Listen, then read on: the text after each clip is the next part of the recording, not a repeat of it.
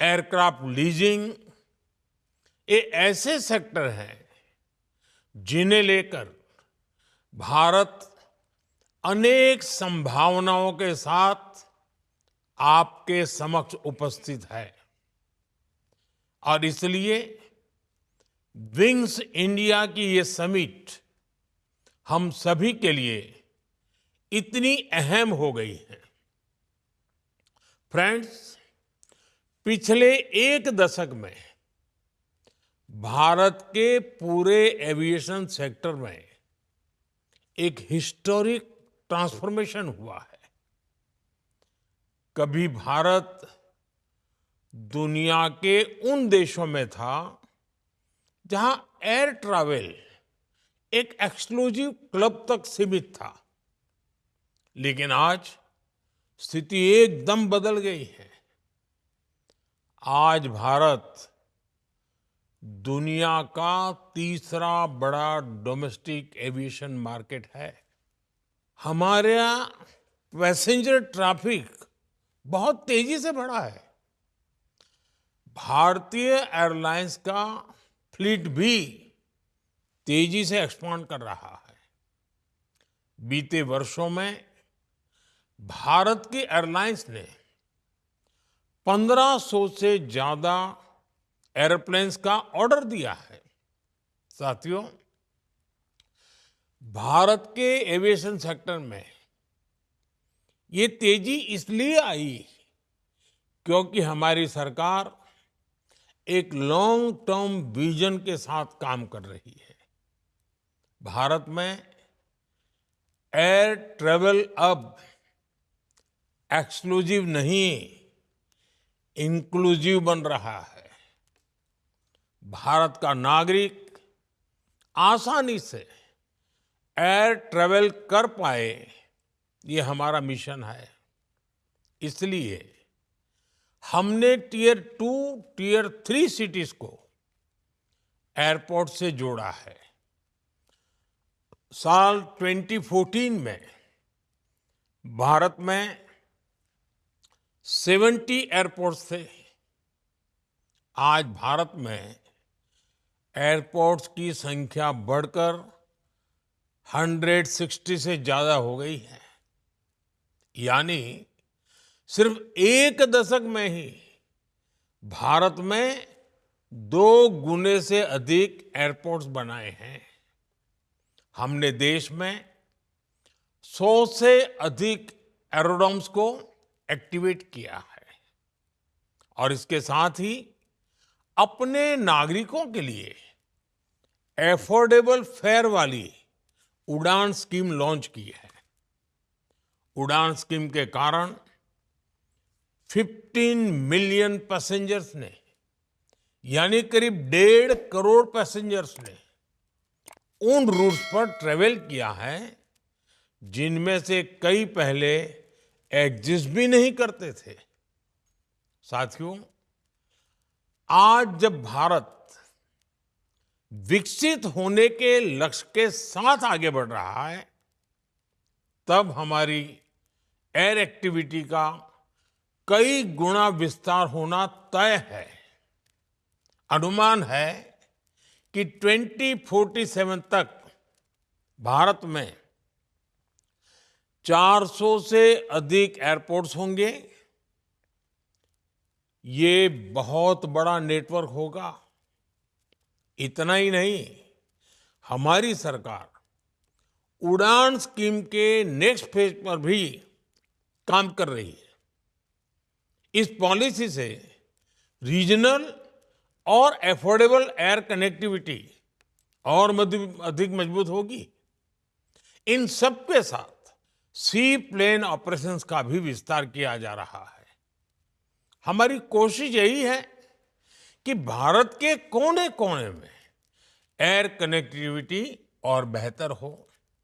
साथियों, आज भारत सरकार का बहुत जोर अपने यहाँ टूरिज्म सेक्टर के विकास पर भी है।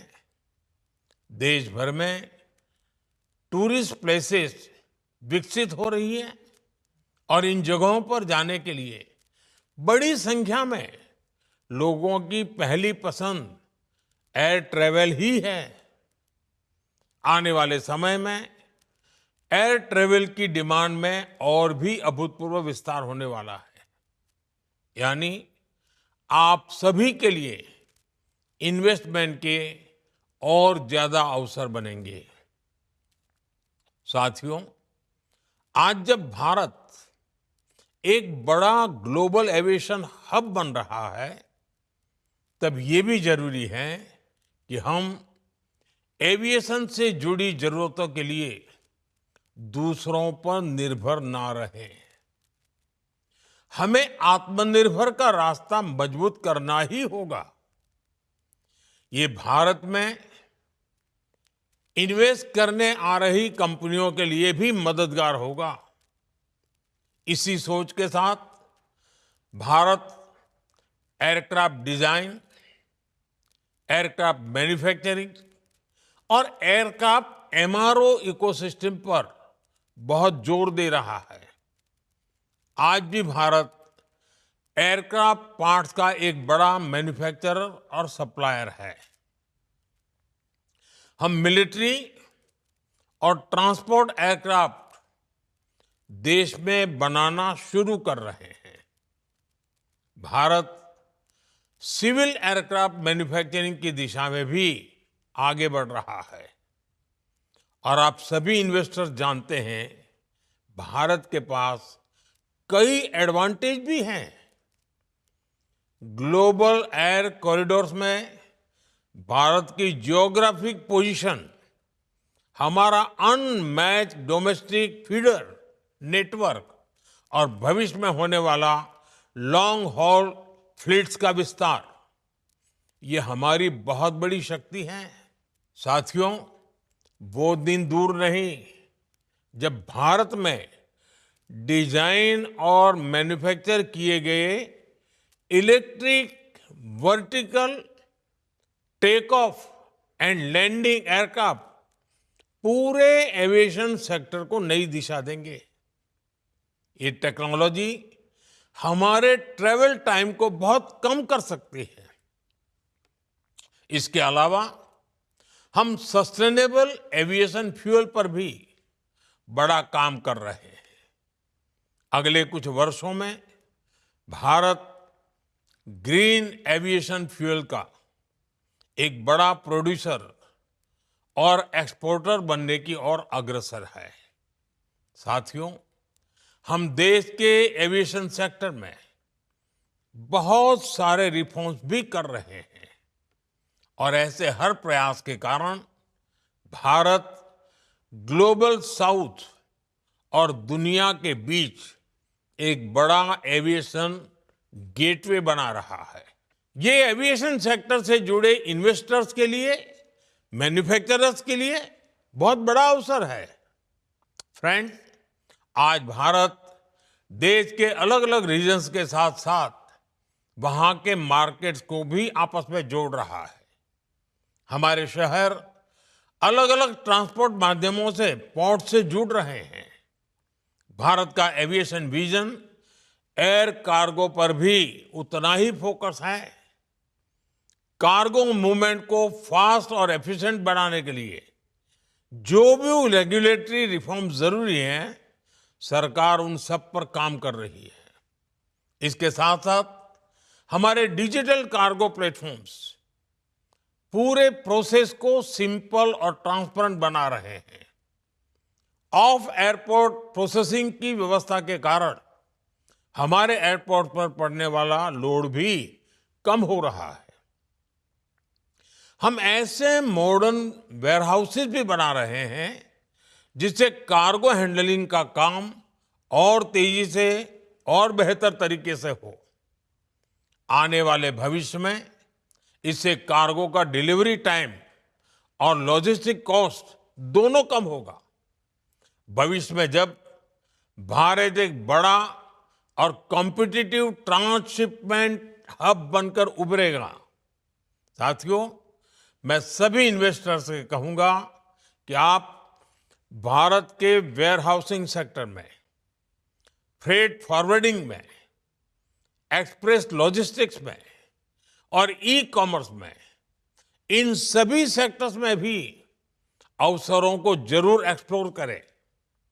साथियों, आज दुनिया के ऐसे कुछ ही देश हैं जहां एविएशन इंडस्ट्री के लिए ऐसा बड़ा स्केल है, ऐसी पॉलिसी स्टेबिलिटी और ऐसा टेक्नोलॉजिकल एम्बिशन है।